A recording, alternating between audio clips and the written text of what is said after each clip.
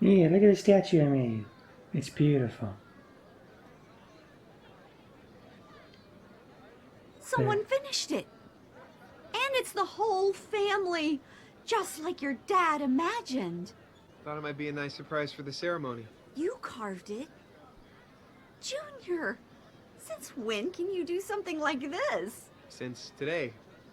I guess I have a little more of the old man in me than I thought. Do you mean... Oh my gosh. I'm sorry, Dad used to tell stories, but I never believed him. I know, Mom, I know. We've talked about it many times. I mean, on many todays. Just like you and Dad did. Are you... okay? You know, Mom, Dad always said he'd tell me the story of what happened to him when I was ready.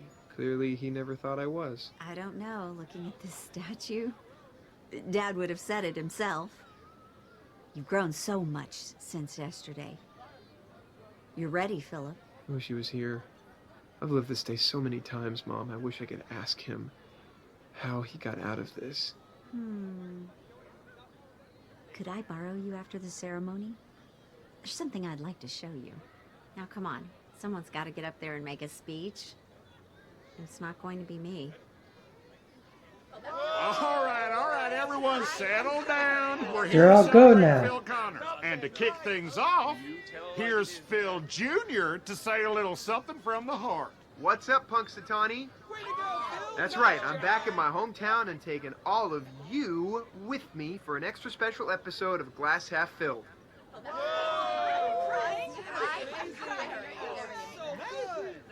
This episode of Glass Half Filled is gonna be a doozy. Did you try turning on the projector? Happens to me all the time. Go ahead. Excuse him, he's under lots of stress. Okay, pick 3.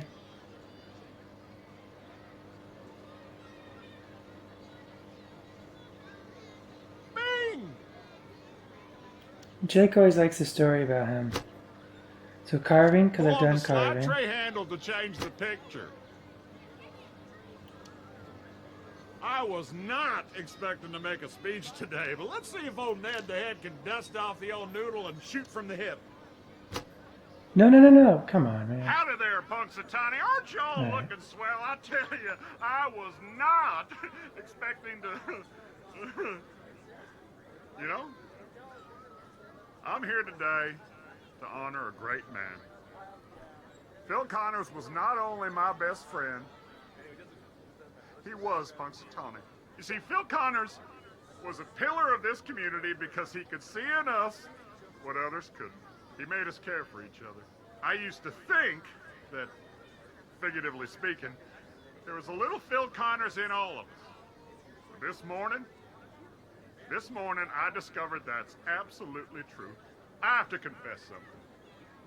You may see me as Ned the Head, fearless and intrepid, but truth is, I've lived all my life in fear. Probably that's why I was such a successful insurance agent.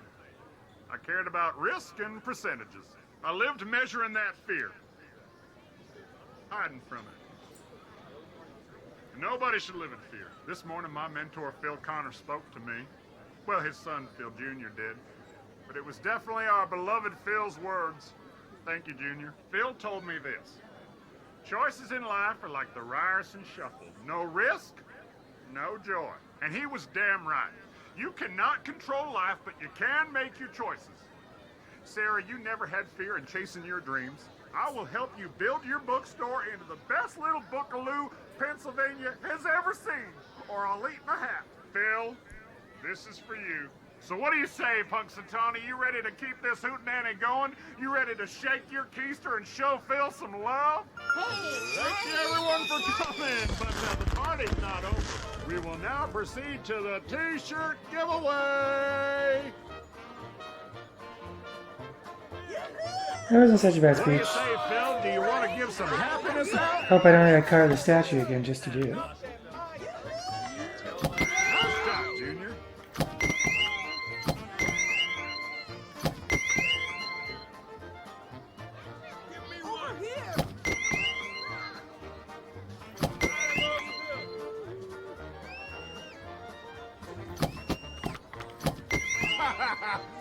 Just like the old man.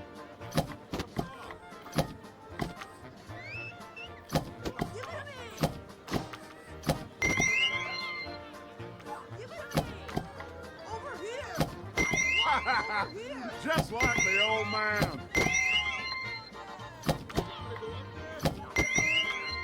Over here!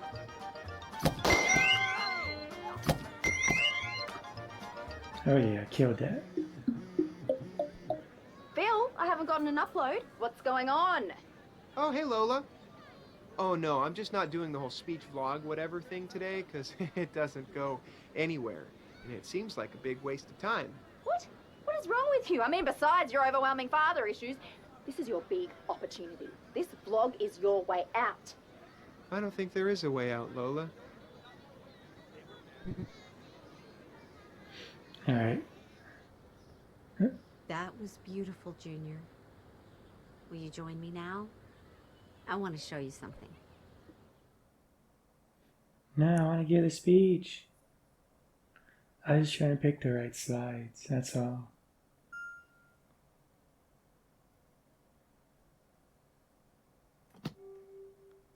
This has been a lovely afternoon, Mom. I don't remember the last time we spent this much time together just talking.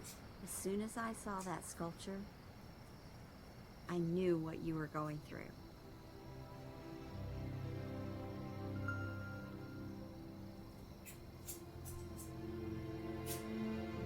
Help me, Phil. Tear them all down.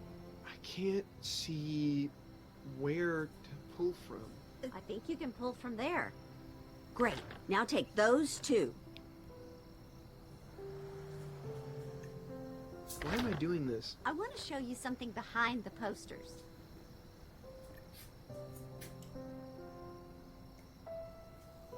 It's hidden behind the posters. Oh, there is something there. Oh, I forgot how beautiful it was. This was the alley where Old Man Collins died on Groundhog Day. He took his last breath in your father's arms. Oh, Jesus, when you say it like that, it sounds like Dad strangled him. No. Collins was a homeless man. Kind-hearted soul. May you rest in peace. Your father could do so many things, but no matter how many times he tried again and again, how many skills he learned, he couldn't save Old Man Collins. He told me he painted this mural as a way to remind himself of what he learned that day.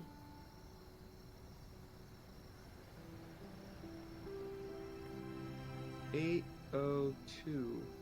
What's that? Every night, by cold brick's glow, I watch the shadow rising from this old man in the snow.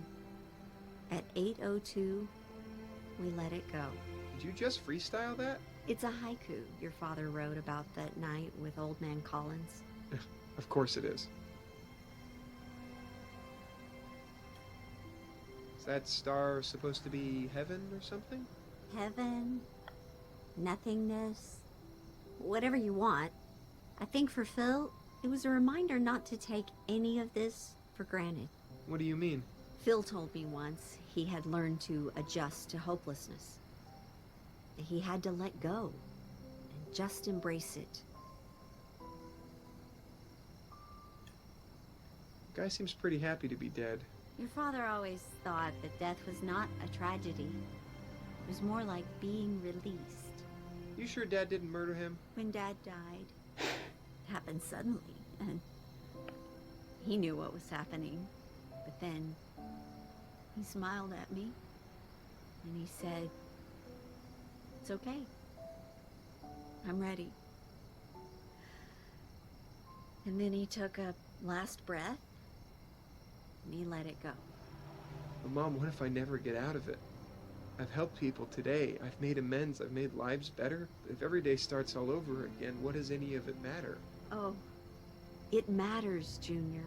You know, I remember what must have been Phil's last day in the loop. He gave the most beautiful speech at Gobbler's Knob that morning. And that night, everyone in town was coming to thank him for something he'd done for them. He even carved me an ice sculpture just to see me smile. He made it the perfect day. And I think he must have realized he had to live every day as if it would be the day that mattered. Until eventually it was. But believe me, when he finally got to tomorrow, from that first morning he woke up with me, he lived every second of his life with joy and gratitude.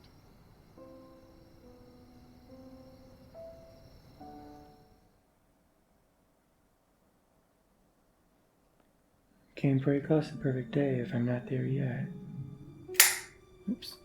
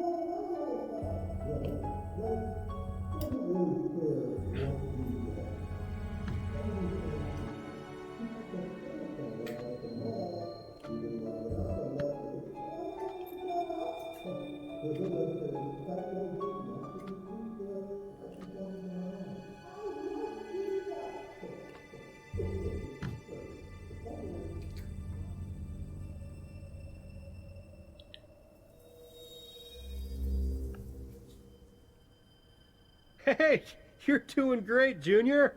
Just glue the tail on the kite and it'll be done. You sure it's not too windy out here, Dad?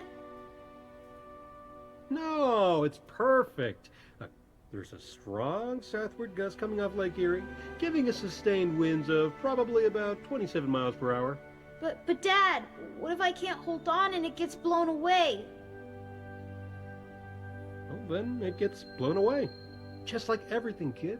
That kite, your mom and me, every comic book you collect, every girl you'll ever kiss, and at some point or another, you gotta let it all go. Why? I don't know why. That's just the way it works. But what happens if I don't want to let it go? Well, life doesn't really care what you want. Everything comes to an end. Just like that carousel ride at the mall you didn't want to get off of last week. The one that made me throw up? Hey, for the record, I told you not to eat pizza right before you got on. I like pizza. Okay, look, the point is, life is a lot like that carousel. You'll go round and round. You'll laugh, you'll cry, you'll eat pizza, and you'll puke. And then it ends. But when you get to that moment, hopefully a long, long time from now, all you gotta do is, poof, let it go. Did any of that make sense? No, not really. Well, I tried my best. I hope one day you'll know that.